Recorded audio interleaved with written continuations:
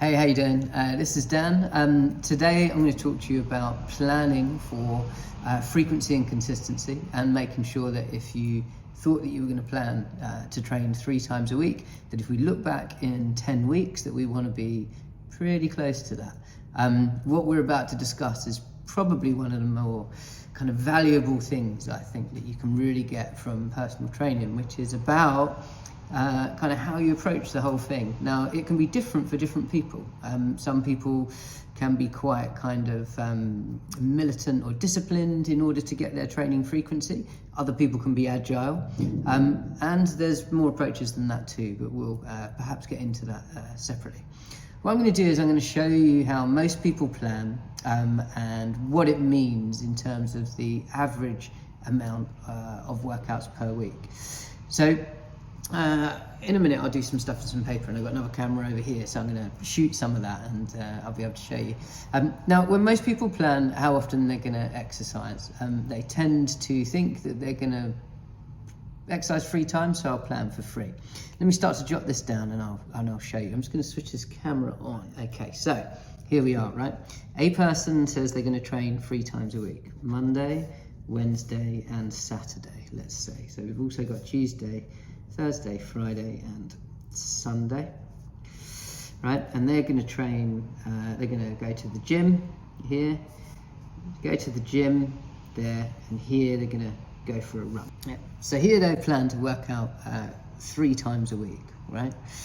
Your average person who has made a plan to work out 3 times and then off they go is in reality going to have quite a few days when they don't make it. So they could get ill, they could be tired, they could be busy at work. In fact, if these are numbers of times per week, gonna do something like that.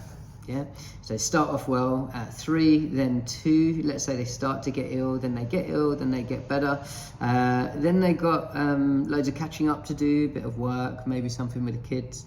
Have a really, really good week, and then could be anything really, maybe someone's birthday. All these different things happen. But what often happens is a person trains 3 times, does nothing, trains 3 times, trains once, does nothing, trains 3 times, and because they've done 2 weeks of 3 times, they're convinced that's it, I'm all back in place, right?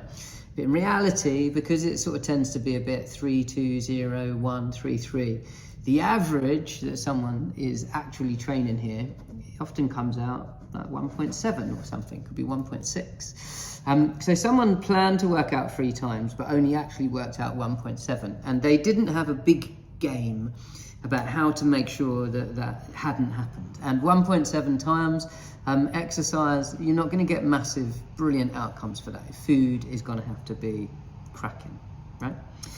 So the question is, what else can we do? So first of all, we can definitely be more determined. We can look at this and go, well, this is true, therefore I really have to be quite determined. If I get busy, I must train anyway, etc. You can be a bit agile, so if you can't train on Wednesday, you could train on Tuesday. Didn't make it on Saturday, you can do it on Sunday. So with this idea in mind, that the average is sort of getting really pushed down, and with either agility or discipline, we can train more often. But if a goal is set and we want that goal and we think that to get that goal we must train 3 times, then in reality we're going to need either to make a plan for 4 and then it falls back to an average closer to 3, or when we plan these 3, we've got a thought that we can have, which is, where else could I grab an extra workout and stick one in? We're going to call that a +1. So this is a plan to train 3 times a week, and a +1 would be, someone would say, well, on a Tuesday I could add a spin class, or go to the gym again, or do a home workout, right? On a Thursday, let's say they could do the same thing, go to a spin class, gym, pardon my terrible handwriting, or home workout. It's good to know what they are, because if you arrive on Tuesday and you've got the energy and the motivation to do something, not knowing what it is can lead to sitting down thinking about it for ages and not actually doing it. Whereas if you already know, if I've got the wind in my sails, I'll throw in this extra workout, then you can just pick up your stuff and go. Do you know what I mean? Like, get it done. Home workout, you've got your plan, on goes your video, on goes your music or what have you. Spin class, gym, you know where it is, what you're going to go and do, you can go and execute basically. And then Friday, it might be that someone knows they work from home and they might sort of say, well, if it's quiet, there's quite a lot of days, I could throw in a quick run around the park or, you know, quick home workout. Even if these big gym days are like an hour, these little extra days, they could be half an hour if you like, but you're just putting them in the bank basically. And then same for Sunday, right? Could add a run, could go for a swim, could do a home workout, maybe there's a yoga class. The more specifics that you have, like that yoga class at 11 o'clock at that place, the more likely that when the opportunity comes up, you're going to grab it. Now, if you grab that, what the good thing about this +1 plan is there's not loads of pressure. So some people are busy and trying to start a fitness routine. And so when they plan to exercise 3 times a week, it might be about as much as they're ready for, like to commit to start with. Maybe in the future, they'll end up doing much more, you know, like maybe they'll train 4 times on average and throw in a 5th, who knows, like people's relationship with fitness changes. But there are people who shouldn't begin planning for 4 just because they want to average 3, because it might be too much. And those people can still plan for 3, but should identify what the +1s are. The other good thing about knowing what these +1s are is that you can draw stuff forward. So my plan was to train on Monday and Wednesday night.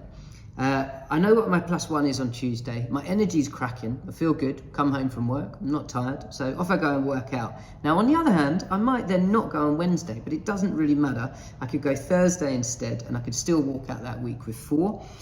Or if I train the extra day, and then for whatever reason, I don't get Wednesday and I don't pick it back up, but I do train Saturday, then I'm still on 3.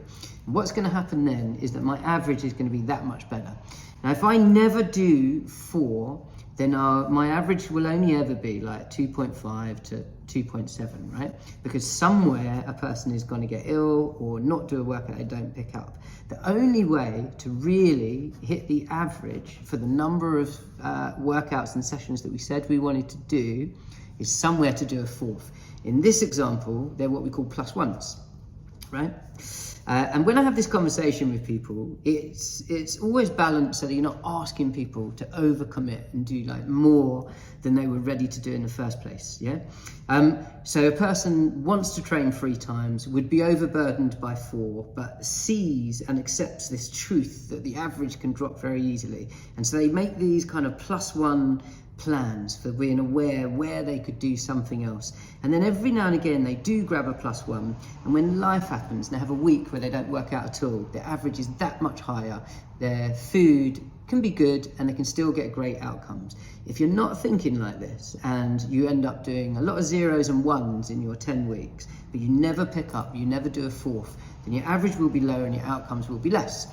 And this is often what happens where a person puts in a certain amount of effort, doesn't quite get the outcome, relationship with fitness hits the ditch for another year, and then maybe the alarm bells go off and they're kind of right back where they started when they're about to make this plan. And the whole point, to summarize, is that when you make a plan to train 3 times a week, the language is wrong and the thought process is wrong. The key language is, I'm going to train an average of 3 times a week. Make your plan for plan A, right? Monday, Wednesday, Saturday, in this example. Then identify where, if your energy was good and you were in the mood, you could do something extra. And whenever and wherever that occurs, maybe one Sunday just before you go out, maybe one Tuesday when you've still got the energy, who knows, right? Maybe one Friday where work from home, grab 20 minutes or 20 minutes in the evening before you go out, or you just feel great and so you pop it off in the morning or after work. Yeah, but you make a plan for 3, identify where you can do 1 more, and every now and again do a 4, you get a good average, and then you get a really good outcome, and then your relationship with fitness is strong. You're getting rewarded from what you're putting in, you're getting your outcomes, everything's happening. And so that, if you like, is almost like the very first stage of establishing a great relationship with fitness, is getting something out of your efforts.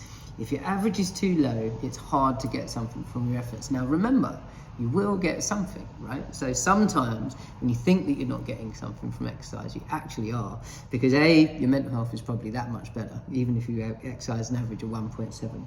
And B, everything you wanted is definitely happening 1,000,000 times better than if you go, just forget about it, I won't bother then. This is all too hard, or it's not really working. Fitness is always working. Doesn't matter whether you tried to train 3 times and only trained once, right? It's always working until you stop trying. And if you ever do stop trying, then you just, as soon as you can, get back up and start trying again. So what I'm trying to say is this low score, 1.7, it's not valueless, yeah? Don't take that from this. But if you really want to succeed and you want to feel great about the outcomes that you're getting, you need a game plan where what you're trying to do is work an average of 3 times, not make a plan for 3, because you will do less. Make a plan to average 3. And the way to make a plan to average 3 is identify and execute the +1s, or if you feel that you can, make the plan for 4. And then be either determined or agile. Try to get 4 as often as you can. And if that's what you've decided to do instead, when you fall back, your average might actually be 3.5 or something like that. Now you're going to have a really, really good relationship with fitness.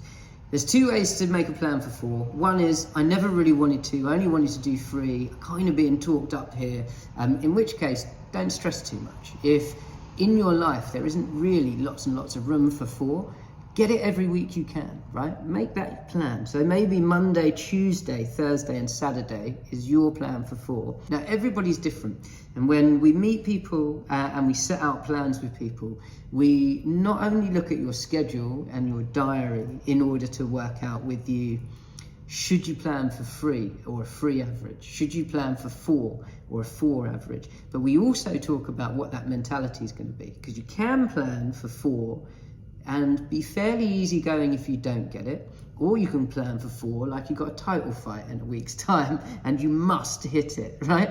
Now those 2 approaches, they're just right for different people, and we together would work out which one was right for you. But the pearl of wisdom here that's really, really valuable is you never plan to work out 3 times a week. You plan for an average of 3, and that means you've got to know where your 4th workout might come from.